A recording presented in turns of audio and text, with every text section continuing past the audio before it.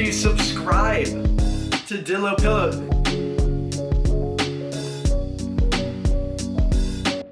What's up, guys? It's your boy DyloPillow. I'm back with another video with Quadeca, and if you haven't checked out the first video, make sure to check that out. I'll link it right now.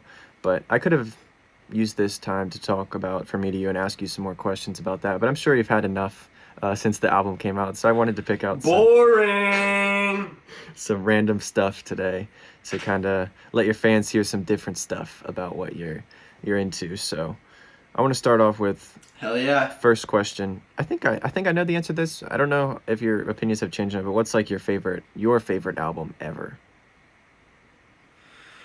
Oh, why would you even say that? My favorite album ever. I love well, so they're sort of contemporary albums, but then some of them that like just are like I'm a really big bossa nova fan.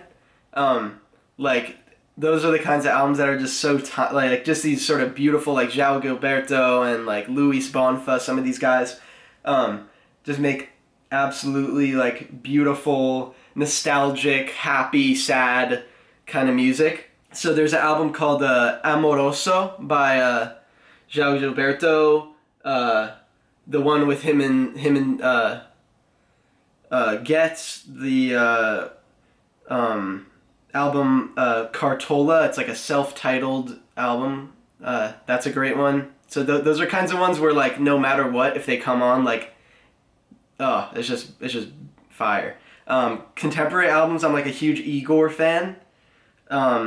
Like I've definitely been very inspired by Tyler the Creator. Yeah. Like I think that, and I don't think his influence has yet been realized. Like when it's all said and done, he's gonna be one of the goats of our era. Like there's no one to compare him with in the past. Like, I mean, you could kind of compare him to Kanye a little bit. Kind of. But like he's just such an enigmatic genius, I think. Yeah. And I think Igor, I'm a big like Cherry Bomb fan too. I'm a big Yeezus fan.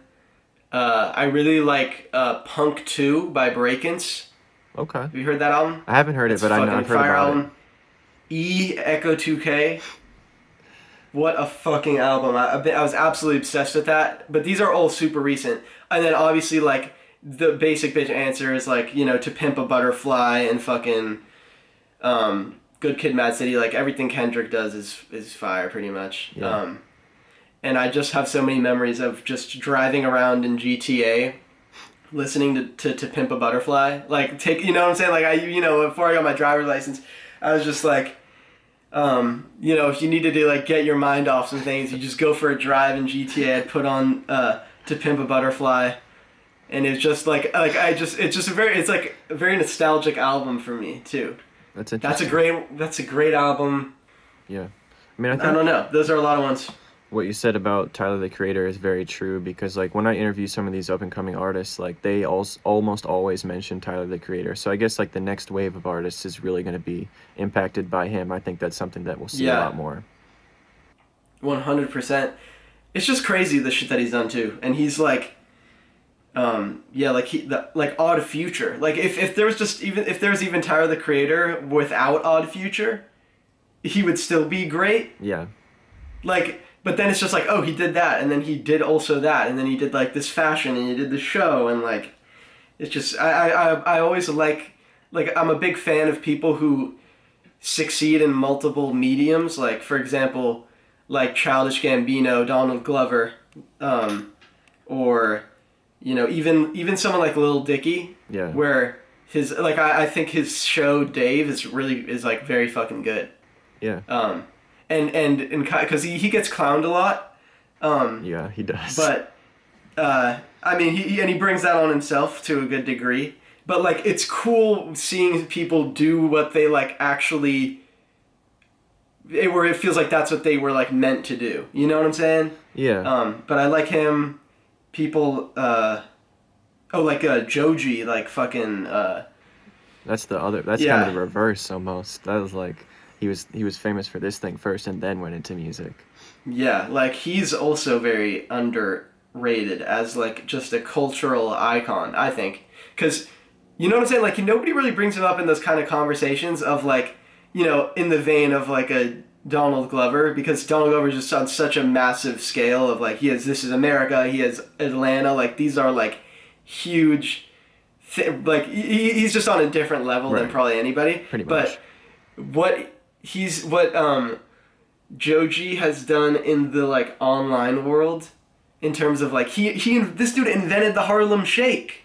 Did he actually? Like, I didn't even know that. Yes, the amount of things where he like actually started them and that nobody even cares or like gives credit, or some people give credit, but like he's had a quite remarkable influence on like meme culture, just on the internet in general, and then he's making crazy music too. So like, I think he's an underrated figure that will also be remembered in a, you know what I'm saying. Yeah, multimedia, something like that. Yeah, Exactly. He's got to, I think continue to expand his discography a little bit more, because I thought he's been good so far, but I can't wait to see what he does next for sure. Yeah, if he has one super like fire album next, that would be fire. Definitely. You know. So you mentioned a couple of like underrated albums there. Are there any like albums that maybe you're listening right now, or you've heard that you really would recommend to like your fans that they should definitely check out?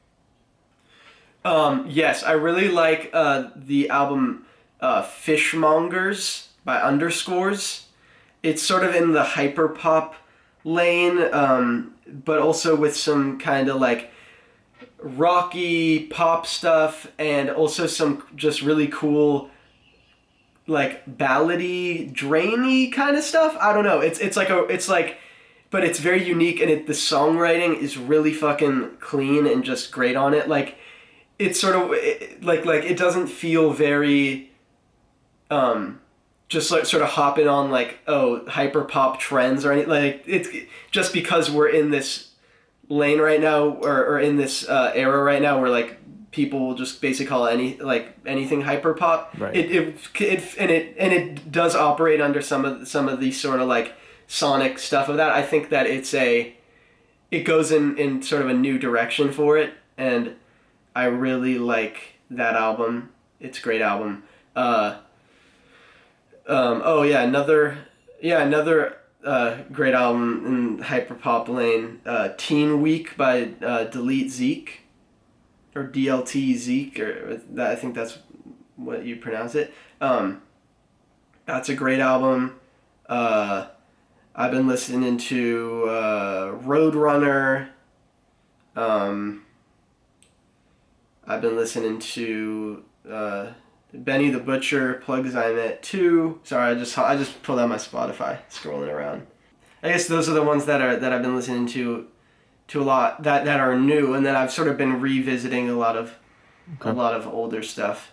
Like Vince Staples, I've been listening to a lot of Vince Staples. I think his discography is like really fucking cool, and it's aged quite well. Yeah, like definitely. He's ahead of the curve on a lot of shit. Have you heard of this guy Paris, Texas, or it's a group, Paris, Texas? I think so, but I'm not 100% sure. I think it's a group. So they're pretty fucking fire, and they don't have an album yet, but they're upcoming, pretty fire. Okay. I just need to move on now. But yeah, I guess those are some shout outs to some albums I've listened. I've been listening to the Beach Boys, Pet Sounds. Okay. Some Sufjan Stevens. There you go. I don't know. I'm just scrolling through my Spotify now. But yeah, there you go. Are you ever gonna go into some hyperpop stuff? Have you thought about something like that?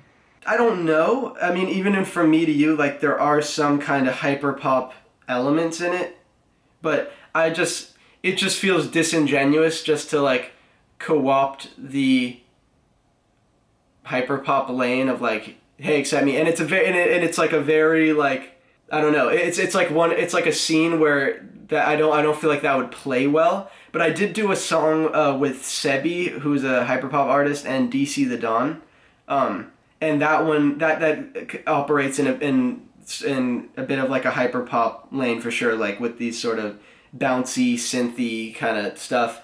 And but I produced it and I made it sort of my own. So like, you know what I'm saying? Yeah. If like I'm definitely inspired by a lot of stuff coming out of that scene, and it's not all the same, you know, like Yeah, it's very like, different. There's the a lot of artists that are variety. operating in that genre who may not even want to be called hyperpop because it's just such a huge all-encompassing term, like that describes songs that aren't even necessarily hyper or pop. You know what I'm saying? It's Yeah. like people are still kind of uncomfortable with like the genre, the classification of the genre.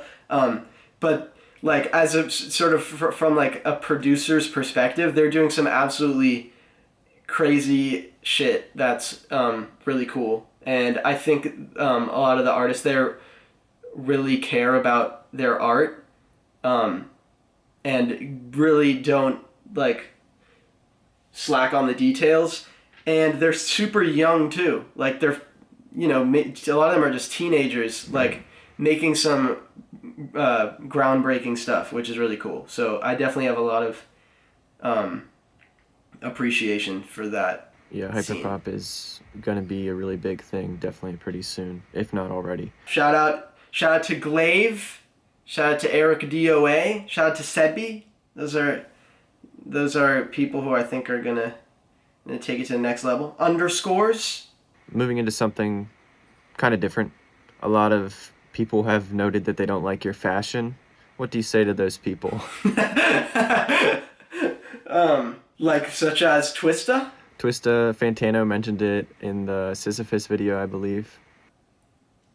Well, he's has no room to talk. First of all right, he's dressed like a woke lumberjack. All right, so he has no room to talk.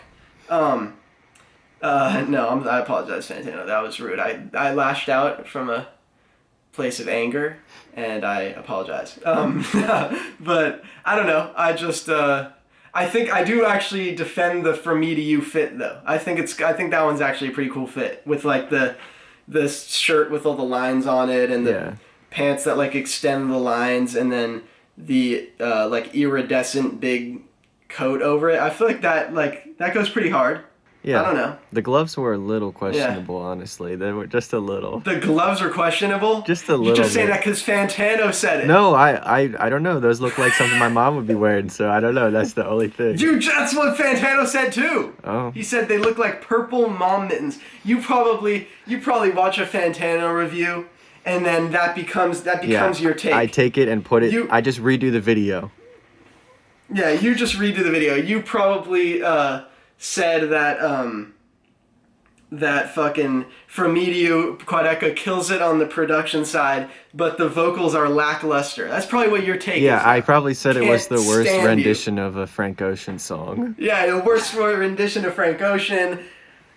God damn it. You probably think Where'd You Go is grating, huh? Is that what you think? Huh? Nah, but I don't know. That's not really. And I need to clarify that the fashion that I'm wearing in my music videos is not my like public fashion. Like, that's, you know what I'm saying? Yeah, like that's I'm true. not going out into public wearing like this fucking super villain-esque fit. You know, I just like wear a t-shirt and like black pants. So Yeah, like, I just wear soccer you know? pants all the time, so I can relate to Yeah. that. This one's also a pretty different question. Who's like the coolest person you've met or talked to, as your popularity increased? Who's someone that you really liked meeting? I really like the hive mind people. That's what I Riley, thought you were gonna say, Graydon, actually. Grant, all those guys. They're just fucking hilarious. Like, first of all, they're hilarious. They have great banter, and yeah, I fuck with them. They were very, very nice, and I stayed over in their place in Detroit for like a few days when we filmed a bunch of videos and stuff like that. So yeah, it was a fun time. I like them. I like my homie Alfie from the UK, ex Titino. Okay. He's a go, like all of the sort of British community. Like I went and I've hung out with Nicholas Omalana a few times. He's fucking hilarious. He's awesome. And he's a great guy, and he's like a good he's a good guy, and he's just a fucking, I think he's one of the best YouTubers ever. I'm going out and saying it. Wow. I think he's one of the best YouTubers ever, and he's like sort of a Nathan Fielder, Sacha Baron Cohen of like UK YouTube. You know what I'm saying? Wow, what a comparison! But yeah, but I think it's pretty true. I mean, he's definitely, you can tell he's definitely inspired by both of them. yeah. But yeah, I think he's fucking fire. I most of the people that I've met have been really nice. Like I haven't really had any bad experiences, so I don't want to just go and seem like I'm playing favorites. But yeah. All right, who's like a realistic dream collaboration on a feature or a producer? What is something that you would love to do? Great question. Tyler the Creator would be a dope one. But you said realistic. But I think that's realistic. Yeah, I think it it's could possible. be realistic like, if you believe in as it. a producer, as a whatever, he probably not gonna have me on a feature. But like a collaboration in some way is cool. Anyone sort of like Denzel Curry, JID, like any one of the like people in that kind of space. Like IDK, for example, was kind of on my bucket list of like somebody that I really like. So that's cool that I was able to do that one.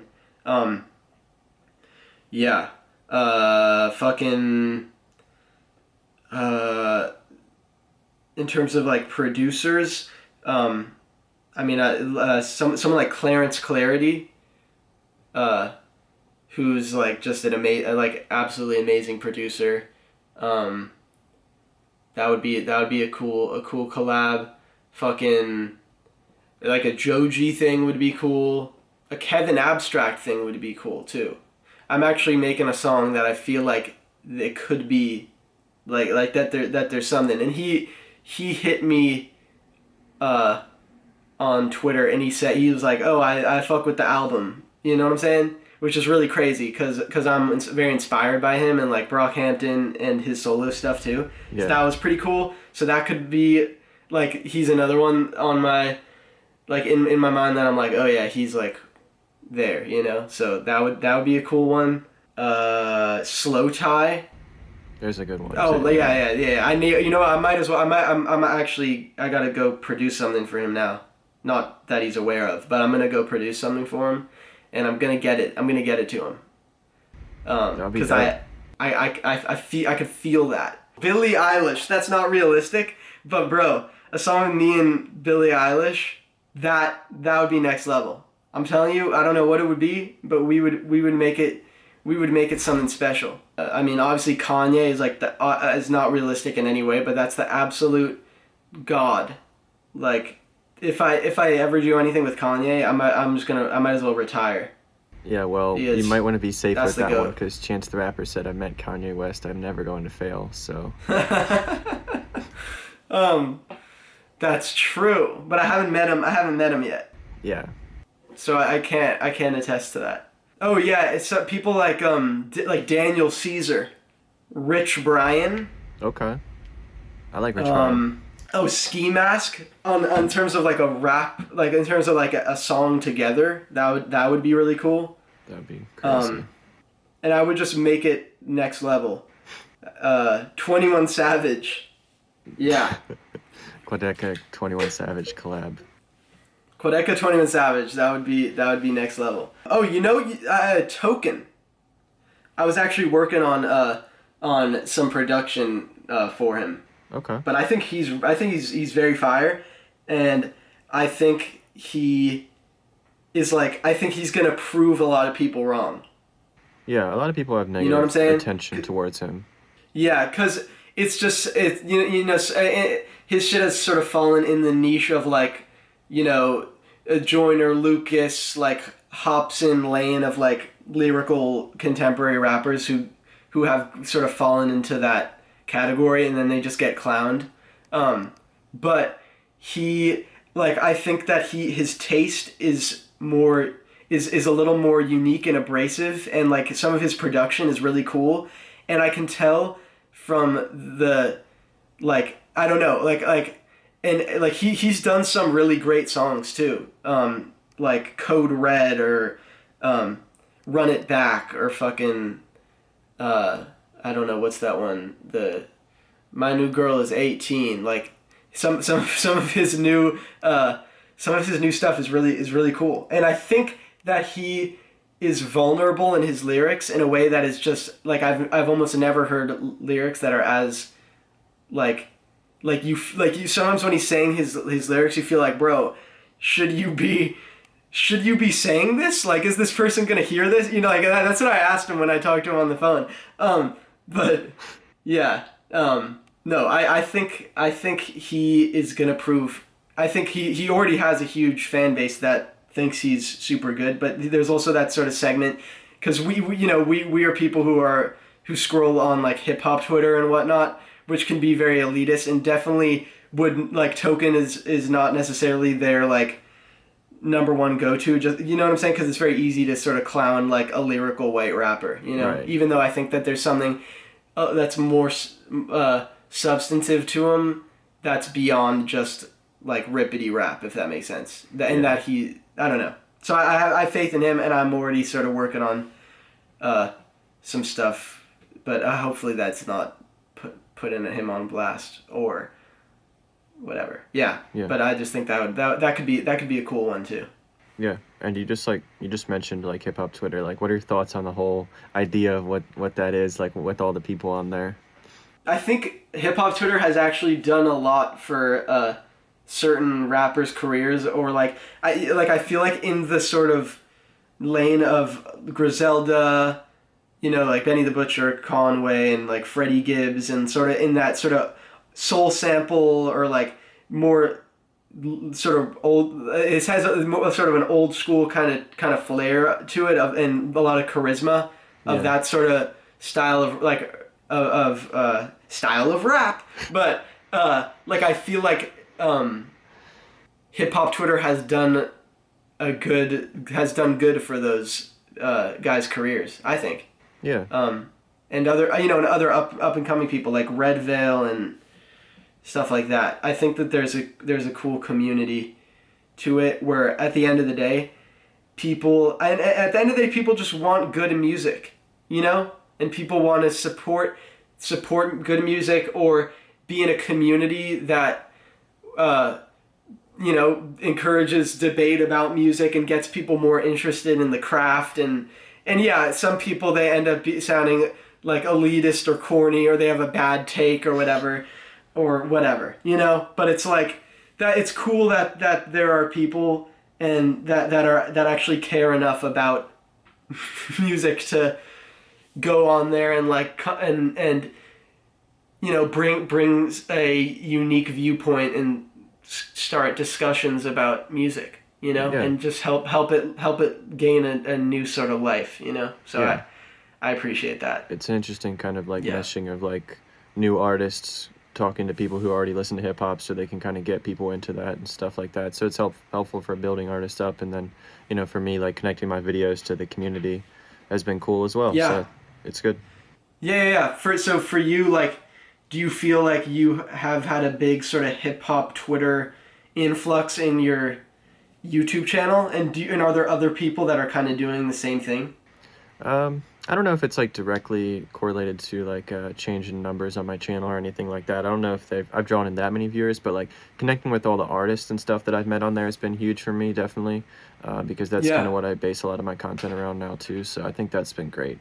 I do think that account, Hip Hop Struggle Tweets, it's fucking hilarious. That account is just like that's such a great account, and it has all of the best like sort of shit that like you know in the back of your mind is true, but they like finally exposed it. Like the one tweet that lives in my head rent free is the fucking one where it's like I like people putting albums on their Topsters and then like a week later being like, I've never heard anything from this artist. Could you guys put me on? Yeah, you know what I'm saying? yeah. Like the sort of idea of sort of needing that validation and identifying with music that you don't actually care about or that you haven't even listened to, but because you sort of understand the social value that it holds, or like you think that you're going to be like you're going to gain approval from people, I think is actually kind of interesting. Yeah. Like the I think that it's kind of interesting, a lot of the stuff that sort of is at the root of a lot of the struggle tweets, like it's sort of just like looking for acceptance or herd mentality and stuff like that, but exposed in a really funny way. Or like the fucking there was one where it was like, you know, it was something about Kendrick Lamar's "Sing About Me, I'm Dying of Thirst" is way better. Is it a better storytelling song than "Better Days" by Eminem? And then the people were responding like, "Better Days" by Eminem is god awful. There has never been. It's no way that it's even coming close to "Sing About Me." And then the response is like, "There's no such thing as Better Days by Eminem. I just made it up." You know what I'm saying? Where it's like you already knew that that's what the response was going to be. It's just funny. But it can, if you, like, as an artist, if you put a lot of value into like what people are saying about you there, then you're going to be like depressed, because you're never going to be like, you know, I mean, especially if you're like a corny white rapper, right? Like it's not the most forgiving place. But it was cool that, you know, with "For Me to You" and whatnot, some people on there who like, and again, I'm not super tapped in. Like it probably seems like I'm more tapped in than I am, just because I follow like, you know, 30 people or something from it. Mm-hmm. But like it was cool seeing people who weren't necessarily familiar with my music or just straight up didn't like it, being like, oh, this is cool or something, you know? So yeah, I think it was good. The reception cool. On there for your stuff was good this time around for sure. Yeah. What do you think about it? Do you think that I'm on point? I mean, yeah, I'd say you're on point. I think the thing you said about like with the Topsters, like just including albums, just because like people will be like, I don't really like Good Kid, Mad City, but it's still a 10, and it's like, why do you have to say that? It's just people just think they need to have the same opinion. Sonically, I don't find it enjoyable at all, and I've rarely given it a second listen. But objectively, it's a 10, and so it needs to be number 3 on my Topster. That's kind of stupid. The Topster should be music that that makes you who you are. Like I don't like the idea of putting like, of sort of being like, this is better, or people getting mad of like, how could you have this over this when this is such a better album? When it's like, maybe it just like represents a time in their life, or like maybe they identify with these songs or whatever. It's like, not everything needs to be about whether it's better or not. You know what I'm saying? Like so many, if you do that, then but I mean, that's its own discussion, but then so many Topsters are just going to end up looking the same, right. You know? Yeah. Like, you could listen to an album where you're like, yeah, it may not be the most technically best album ever, but I just like the way it sounds. And I feel like that's what it should be, you know? Yeah, I agree. That's how I do it with my stuff. Like, I've had like discussions with people, like, I tell them that like I really like Under Pressure by Logic, and they're like, "Oh, Logic's corny. That album stinks." I'm like, "Have you heard it?" Like, I feel like it's just a very important album. I don't know. Yeah, no, Under Pressure is a great album. So I don't know. There's weird opinions like that sometimes on there that I run into, but it's everybody's different. Yeah. No, you're speaking facts, and I think sometimes when you get into these artists where they get branded as corny, and then people don't even want to give them an ounce. Like, people forget that artists make a lot of stuff. Right. Like, people do a lot of stuff and go in a lot of different directions, and sometimes they fail and sometimes they succeed. Like, I feel like the branding of an entire artist as trash or corny is like is disingenuous. You know? Like everybody knows that Logic has made fire shit. Like, if you don't think Logic has made fire shit, then you are just a liar, or you haven't listened to it. Right. Like, or you just found out about Logic when you saw, like, what's that one with the Confessions of a Dangerous Mind or Supermarket, like, when you saw the hate train, and then you were like, oh, this is now going to be part of my identity. But, like, the mixtapes and Under Pressure and Incredible True Story and No Pressure, Right. I think that it's pretty... I don't think it's controversial to say that there's been a lot of good music on those albums, you know? Yeah, I don't Or think even so someone either. like Chance the Rapper. Right. How are you going to hate all the way on Chance the Rapper and just now Chance the Rapper is bad? When it's like, Chance the Rapper has done... You know, he did acid rap and he did Coloring Book, right? Like, it's not like all of a sudden he's just the worst rapper ever. He made a project that it wasn't the best, and people shat on him for it and whatever. That's the internet and its memes, and it was pretty funny. And Yeah. yes, but like Chance the Rapper as a whole is not now like worse than whatever. You know what I'm saying? I agree. Like I think of it sort of almost like a sports team. You know what I'm saying? Yeah. Like, in a way, yeah. Barcelona, sometimes they are going to lose to fucking, I don't know, Getafe or some fucking Tenerife FC in the second division. You know what I'm saying? Like, yeah, does that make them worse than Tenerife? No. But they have a bad season or whatever. You know, like, they could still be Barcelona. Like, that's kind of how I think about Chance the Rapper. Like, that's still Chance the Rapper. He was a great artist, and he still probably has a great artist in him, and he just didn't make a great album. Like, I think sometimes people are too set on, like, the album or have different, like, you know, standards of, I only judge an artist on their most recent work or whatever, you know? Yeah. But stuff like that. I don't know. I just believe in giving people a chance, because I've had so many phases where I've been bad, or I've done something where I'm like, oh, that's corny, and I like to afford the same benefit of the doubt to other people, because I think a lot of people don't know what artists are making. Like, how can you know? Like, if somebody hasn't released something in a year or two, or they're loading up on something, you never know what they are capable of doing. And so I always want to give people the benefit of the doubt, I guess. Yeah. But that's just my perspective. Okay, I want to transition into something a little bit different. It's like, Yeah. your advice for anyone coming up as a creative. Like, what is like the biggest thing that you would recommend to them? My upcoming advice. My biggest advice. I was gonna say my upcoming advice to the biggest artist. My advice is to, first of all, like, stop just listening to the same things every day. Go listen to some shit that is in a genre that you've written off.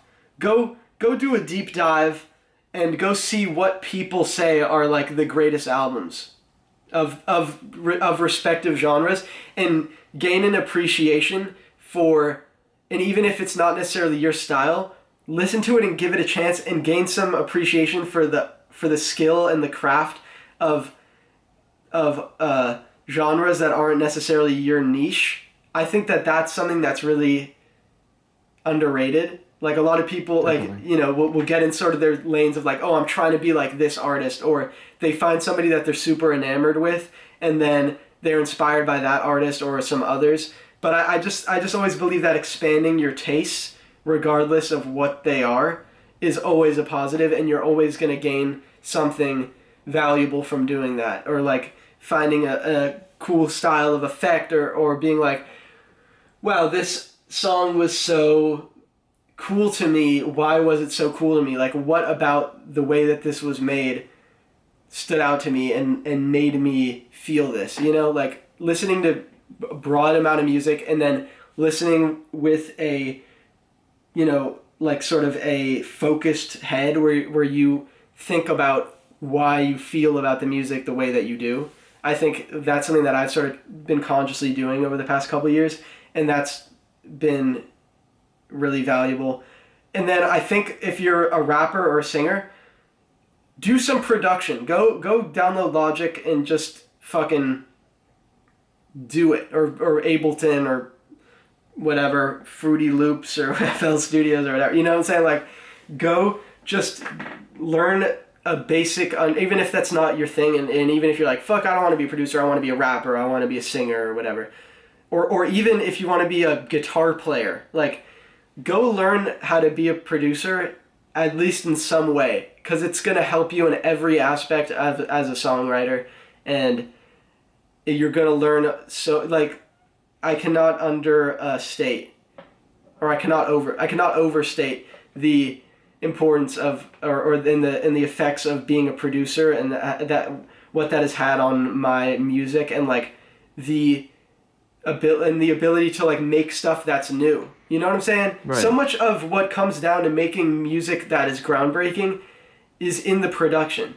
Like, absolutely. If you're a good, and once you sort of have written enough songs and you're in that lane where you know how to write a good song, people have been writing good songs and good melodies and good lyrics for generations, for centuries. You know what I'm saying? Like, the production and the sonics of music is, I think, what transforms music the most, you know? And then there's other stuff like, you know, there's going to be TikTok songs where people are writing songs to fit in an algorithmic, catchy perspective, or like there's obviously going to be those sort of lyrical and vocal trends, but I do think that production enables you to just go the most places, you know? Like if lyrics are like a plane, production is a fucking rocket, or is a Mars rover, or I mean a Mars rover kind of can only take you to one place, but you know what I'm saying? Like that shit you can then put your plane, it'll take your plane onto another world, and then you can fly that plane around there,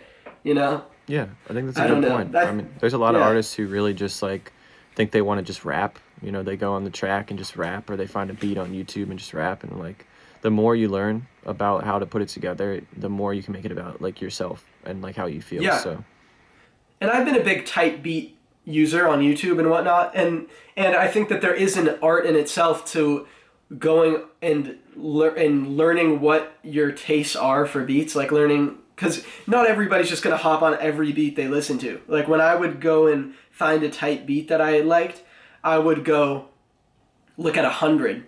I would like make it like almost a point of work of, okay, like I put in my schedule, today you're gonna go and just listen to tight beats for an hour and a half straight. Because if you listen to tight beats for an hour and a half straight, you're gonna find one thing that's good. Like, I do think that there is value in that, and that there's value in being a tastemaker and knowing what kind of beats you want to end up like spending your time on. Which I do think you have to give credit to a lot of rappers who aren't necessarily producers, who know how to curate beats for themselves very well. But yeah, I think just there is no way that it's not valuable to be to learn some stuff about production, you know?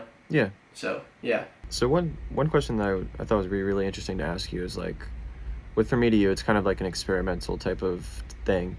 And you're introducing your listeners to something they probably like don't know much about experimental. Is that like a cool feeling for you to introduce them to that? Oh, that's such a good question. Yeah, because that was definitely on my mind. And there is an interesting thing with my fan base, where they have sort of been growing up with me, and they're like, how, like you're kind of an example of that, I feel like. Yeah. Like you've been a follower of mine for a long time, right? And we're basically the same age, you know, and I was just putting myself out there at ages in which it's probably very mentally unstable to do it, but like because of that, I've kind of built this audience where, as I grow and I branch out into new things, they are kind of doing the same. And even a lot of these newer upcoming artists, that I don't want to just name drop them and then make myself seem important, but like, you know, artists in the hyperpop space, or even people in just other kinds of rap and that are coming up, that are young 16 to 20-year-old guys. I hit them up like, oh, I really like this song that you did. They're like, oh, I watched your videos and I listen to the voice memos where it's like, oh, I wouldn't even expect you to have ever listened to my music, but it's cool because I'm seeing the sort of results of my minor influence as like an internet personality and musician on this generation that's growing up with me, which is really cool. So there are those people that have already kind of branched out to different types of music and whatnot, but it definitely was a conscious thing in my mind of like, what are these, not to disparage these artists or anything, but like the people where their top 5 favorite rappers are Joyner, Lucas, NF, Hobson, and me, or whatever. You know what I'm saying? Like, what is this? How is this album gonna sit with these people? You know what I'm saying? Like, where this is just not that at all. Yeah, so, I thought it was interesting. Definitely. And weirdly enough, they've been pretty receptive. I mean, on my Shades of Us video, I got a couple comments of like, I just read the comment last night where it was like, what's with this stupid singing stuff? I mean, it's kind of, I see where you're going, but I miss like old fast rap Quadeca or whatever, but whatever. I've still done, I still operate in that lane from time to time, and on From Me to You, but I made the choice of, if I'm going to do a rapidy rap kind of thing, it's going to be in the most interesting way possible. Mm-hmm. So, like Candles on Fire, for example, right, is sort of a more rap-centric thing, but I was like, I don't really want to do corny punchlines. I want to make this like a bars song, and I want the production to just be batshit crazy, where even if you're like a lyrical hip-hop hater, like, or whatever, you're gonna be like, oh, this shit's kind of cool, So my goal is to, when I'm doing that, to like really make it a new experience in a way where I'm sort of easing people into that, who, if you're a more artsy listener, or if you're a more lyrical listener, or even if you don't fucking care, you'll have one thing that's going to bridge you to the other, that's going to make it a listen that's at least worth doing, So that was kind of my goal. But that, the reason I say that's a good question is because that's like one thing that was really very much so on my mind, Yeah, definitely. I've kind of been easing people in, I'm such a fucking rambler. But I mean, it's an interview. I'm trying to give you your money's worth. I've been easing my audience into that anyways. Like, even on voice memos with songs like Man on My Left Shoulder or A Dream I Can't Remember, right. Songs like that I sort of put on there nervous about, of like, are people gonna like this? This isn't a rapidy rap thing. This is more of a musical or songwriter or whatever kind of song.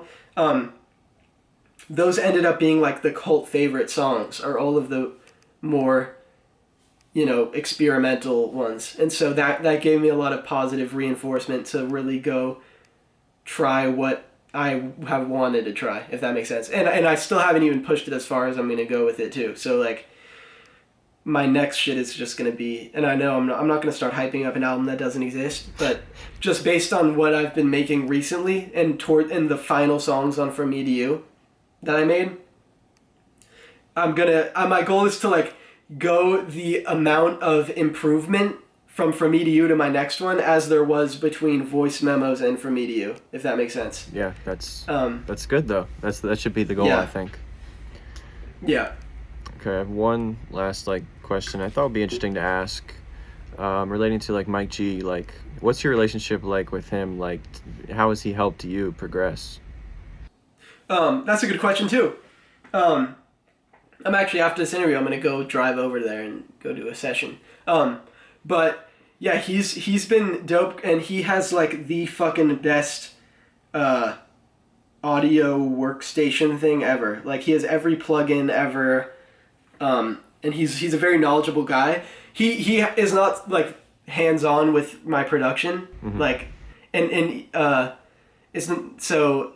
Yeah, and not to take anything away from him and bring myself up, but most of the stuff that I made, pretty much all the stuff I made, was just me on the computer. But he's been a valuable mentor in the kinds of things where I'm like, if I wanted to do this, how would I do this? Or if I wanted a sound that kind of sounded like this, what would be the best plugin to try? And he like knows everything. So he's sort of been one of those like almost like a Google resource. If I'm like, or if he's sitting in the room next to me and I'm like, hey bro, can you listen to this?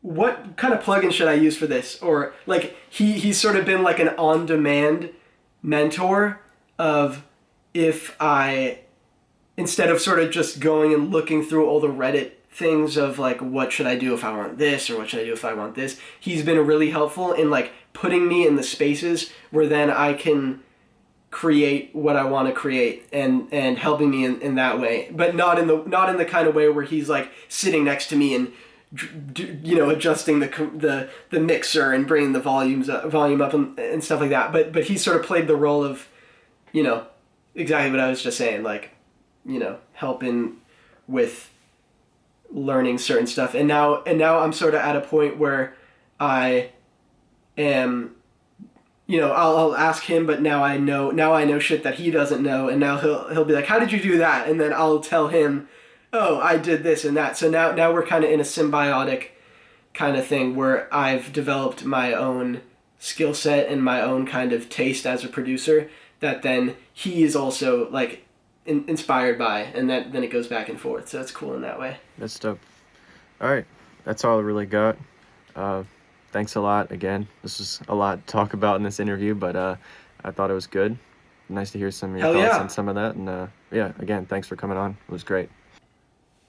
Thank you so much for having me, DyloPillow.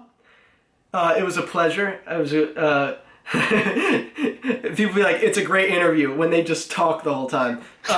But yeah, thank you for just letting me ramble. And then when I gave you a small window to ask me something, you nailed it with the questions every time. So thanks. I wish you the best of luck. Anybody, if you're not subscribed to DyloPillow, go drop him a sub. You already know. Thank you. Thank you. And be on the lookout because he's the next one. He's the next up. Okay. You heard him. He's Anthony Fantano meets Big Quint meets Chauncey meets KSI meets me meets PewDiePie. Wow. Yeah, I just got all the regions and then put it all together. That's me. So I hope you guys enjoyed the video. Drop a like if you did and subscribe like you said. And I'll see you guys in the next one. Peace. Peace.